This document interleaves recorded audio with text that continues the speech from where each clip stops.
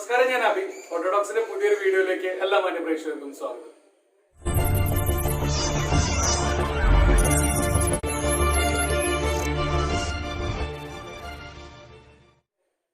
കഴിഞ്ഞ ദിവസം നമ്മൾ കൊച്ചിയിലുള്ള കുറച്ച് വണ്ടികൾ പരിചയപ്പെട്ടിട്ടുണ്ടായിരുന്നു.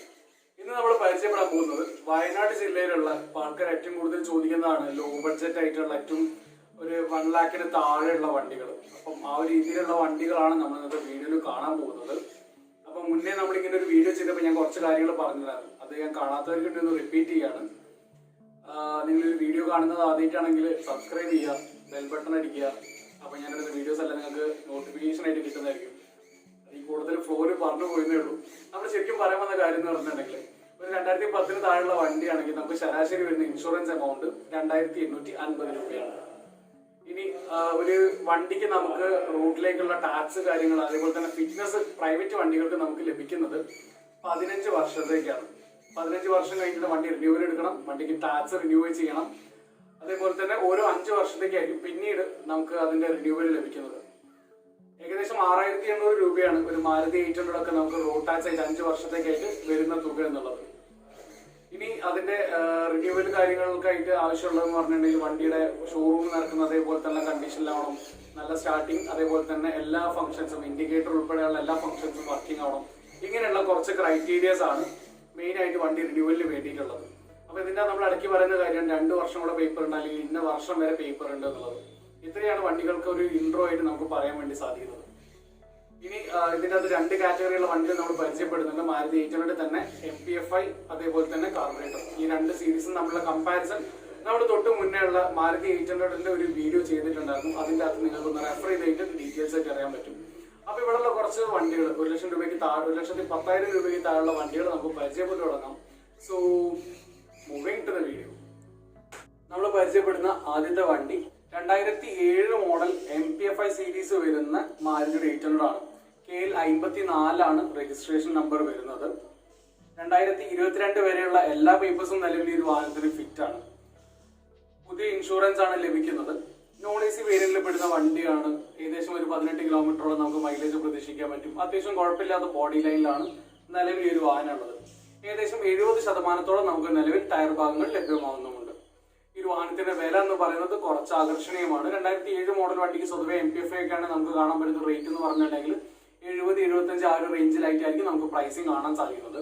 ഈ ഒരു വാഹനത്തിന് ആവശ്യപ്പെടുന്ന വില എന്ന് പറയുന്നത് 65,000 രൂപയാണ്.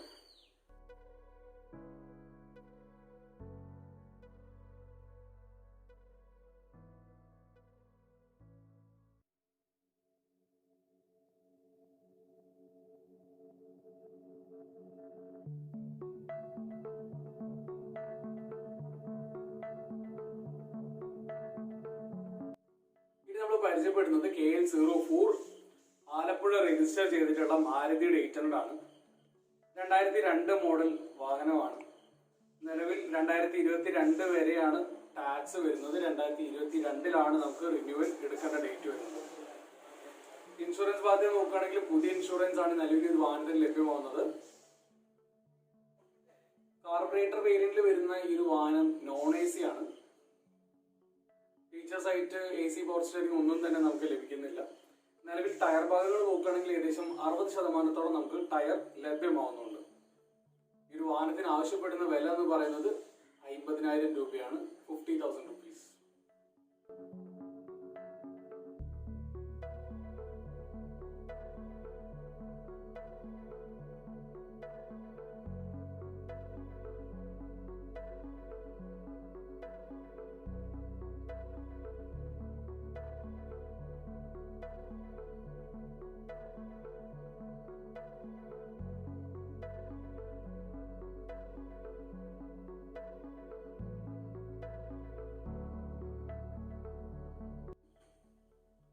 അടുത്ത വാഹനം KL 10 മലപ്പുറത്ത് രജിസ്റ്റർ ചെയ്തിട്ടുള്ള മാരുതി 800 ആണ്.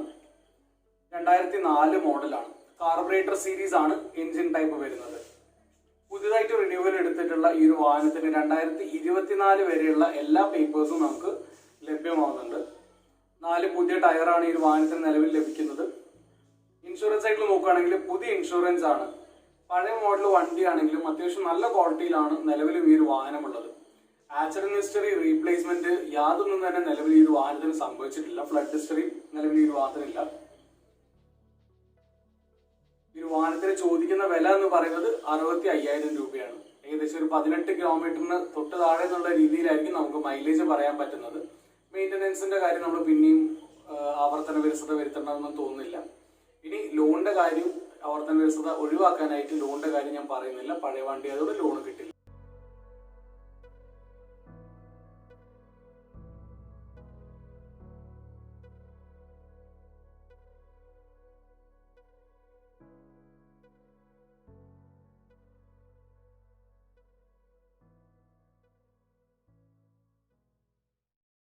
അതായിട്ട് പരിചയപ്പെടുന്നത് KL13 കണ്ണൂർ രജിസ്റ്റർ ചെയ്ത 2003 മോഡൽ മാരുതി 800 ആണ്.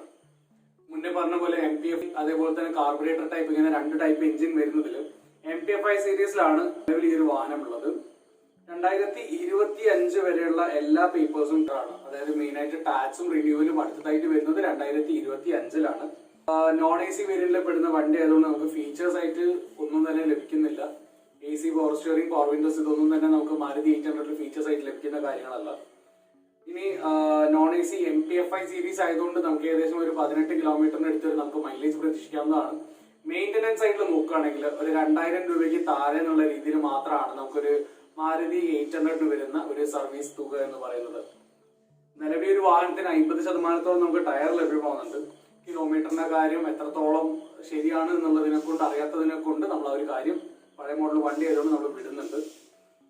ഇനി ഈ ഒരു വണ്ടിയുടെ നിലവിലുള്ള പേപ്പർ സൈഡിലുള്ള കാര്യങ്ങൾ നോക്കുകയാണെങ്കിൽ 2025 വരെയുള്ള പേപ്പേഴ്സ് എല്ലാം ക്ലിയർ ആണ് എന്നുള്ളത് ഒഴികെ ഈ ഒരു വാഹനത്തിന് ഇൻഷുറൻസ് നമുക്ക് പുതിയ ഇൻഷുറൻസ് ആണ് വരുന്നത്. 2,850 രൂപയാണ് ഇൻഷുറൻസിനായിട്ട് നമുക്ക് കണക്കാക്കേണ്ട തുക എന്ന് പറയുന്നത്. ഈ ഒരു വാഹനത്തിന് ആവശ്യപ്പെടുന്ന വില എന്ന് പറയുന്നത് 65,000 രൂപയാണ്. നമ്മൾ അടുത്തായിട്ട് പരിചയപ്പെടുന്നത് KL18 വടകരയിൽ 2008 രജിസ്റ്റർ ചെയ്തിട്ടുള്ള ഓൾട്ടോ LXi ആണ്. AC പവർ സ്റ്റിയറിംഗ് ആണ് ഈ ഒരു വാഹനത്തിൽ നമുക്ക് ഫീച്ചേഴ്സ് ആയിട്ട് ലഭ്യമാവുന്നത്. പേപ്പർ ഭാഗത്തെ നോക്കുകയാണെങ്കിൽ ഏറ്റവും പുതിയ ഇൻഷുറൻസ് ആണ് എടുത്തിട്ടുള്ളത്. ഇൻഷുറൻസിന് ഏകദേശം 2,850 രൂപ നമ്മൾ മുന്നേ പറഞ്ഞ പോലുള്ള ഒരു തുകയാണ് വരുന്നത്. നിലവിൽ 80,000 കിലോമീറ്റർ ആണ് ഈ ഒരു വാഹനം സഞ്ചരിച്ചിട്ടുള്ളത്. ഫ്രണ്ട് സൈഡിലുള്ള ഡോറ് റീപ്ലേസ് ചെയ്തിട്ടുണ്ട് എന്നുള്ളതൊഴികെ വേറെ റീപ്ലേസ്മെന്റ് ഒന്നും ഈ ഒരു വാഹനത്തിനില്ല എന്നാണ് അവകാശപ്പെട്ടിട്ടുള്ളത്. നിലവിൽ സെക്കൻഡ് RC ഓണർഷിപ്പിലുള്ള ഈ ഒരു വാഹനത്തിന് നമുക്ക് ഏകദേശം 75% ടയർ ഭാഗങ്ങൾ ലഭ്യമാകുന്നുണ്ട്. നമുക്ക് ഏകദേശം 20 കിലോമീറ്റർ വരെ നമുക്ക് മൈലേജ് പ്രതീക്ഷിക്കാവുന്ന മാരുതിയുടെ 800cc സെഗ്മെന്റിൽ വരുന്ന ഓൾട്ടോ എന്ന വണ്ടിയുടെ മെയിൻ്റനൻസ് തുക എന്നുള്ള രീതിയിൽ നമുക്കൊരു സർവീസിനായിട്ട് കണക്കാക്കേണ്ട ഒരു എമൗണ്ട് എന്ന് പറയുന്നത് ഏകദേശം 2,000 രൂപയ്ക്കും 3,000 രൂപയ്ക്കും ഇടയിലായിട്ടാണ്. ഈ ഒരു വാഹനത്തിന് ചോദിക്കുന്ന വില എന്ന് പറയുന്നത് 1,10,000 രൂപയാണ്. ഈ ഒരു റേറ്റ് ഫൈനൽ എമൗണ്ട് ആണ്.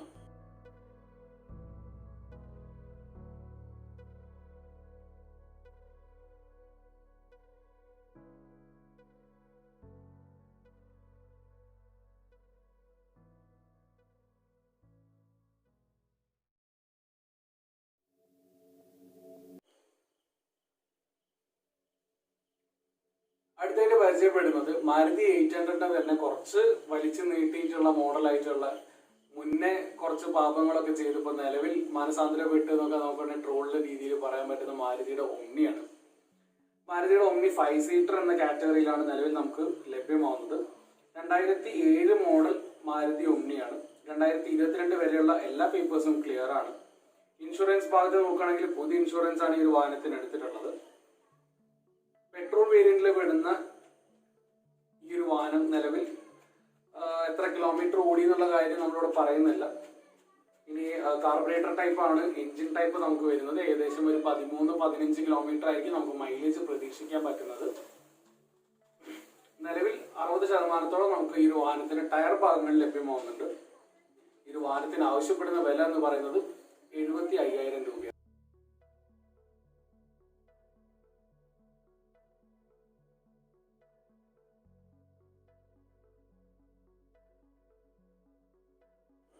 അടുത്തത് നമ്മൾ പരിചയപ്പെടാൻ പോകുന്നത് ഇത്രയും നേരം നമ്മൾ കണ്ട വണ്ടികളിൽ നിന്നും ചെറിയൊരു വ്യത്യാസമുണ്ട്. ഒരു കൊമേഴ്ഷ്യൽ വണ്ടിയാണ്. 2017 മോഡല് ബൊളേറോ മാച്ച് പിക്കപ്പ് എക്സ്ട്രാ ലോങ് ആണ് വണ്ടി. നോൺ എ സി വേരിയന്റിലാണ് പെടുന്നത്. ഫീച്ചേഴ്സ് ആയിട്ട് നോക്കുകയാണെങ്കിൽ പവർ സ്റ്റിയറിംഗ് മാത്രമാണ് നമുക്ക് ലഭ്യമാവുന്നത്. ഇൻഷുറൻസ് നോക്കുകയാണെങ്കിൽ 5.5 lakhs 5,50,000 രൂപയാണ് ഈ ഒരു വാഹനത്തിന് ഇപ്പം നിലവിൽ ഇൻഷുറൻസ് ഡിക്ലെയർഡ് വാല്യൂ ആയിട്ട് IDV ആയിട്ട് എമൗണ്ട് കാണിക്കുന്നത്. നിലവിൽ സെക്കൻഡ് RC ഓണറിലാണുള്ളത്. ഏകദേശം 1,06,000 കിലോമീറ്റർ ആണ് വണ്ടിയുടെ ഓഡോമീറ്റർ റീഡിംഗ് കാണിക്കുന്നത്. ഇനി ടയർ ഭാഗങ്ങളിലേക്ക് നോക്കുകയാണെങ്കിൽ 2 ടയേഴ്സ് പുതിയതാണ്. അതേസമയം ബാക്കിയുള്ള 2 ടയേഴ്സ് വരുന്നത് ഫസ്റ്റ് കേസിന്റെ റീസോൾ ടയേഴ്സ് ആണ്. ഈ വാഹനത്തിന് നിലവിൽ ആക്സിഡന്റ്, ഫ്ലഡ് ഹിസ്റ്ററി യാതൊന്നും തന്നെ ഇല്ല.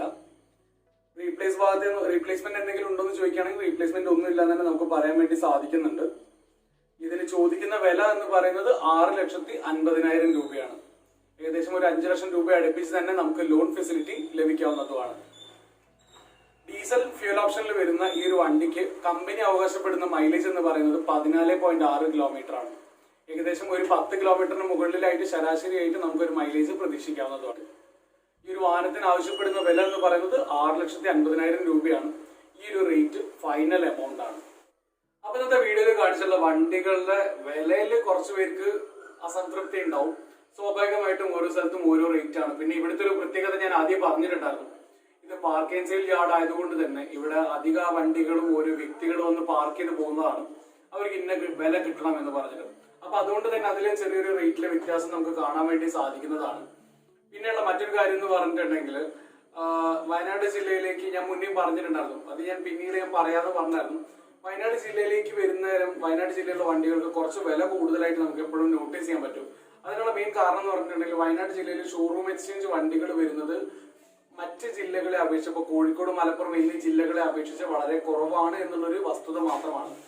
അതുകൊണ്ട് തന്നെ ഷോറൂം എക്സ്ചേഞ്ച് വണ്ടികൾ വരുന്നതിനാണ് ഏറ്റവും കൂടുതൽ നമുക്ക് വില കുറവ് വണ്ടികൾ കിട്ടാനുള്ള സാധ്യത വരുന്നത്. അപ്പം ഇതായിരുന്നു ഞാൻ ഒരു കുറച്ചു കാലം മുന്നേ പിന്നീട് പറയാമെന്ന് കമന്റ് ബോക്സിലും കാര്യങ്ങളിലെല്ലാം ഞാൻ അറിയിച്ചിട്ടുണ്ടായിരുന്ന കാര്യം.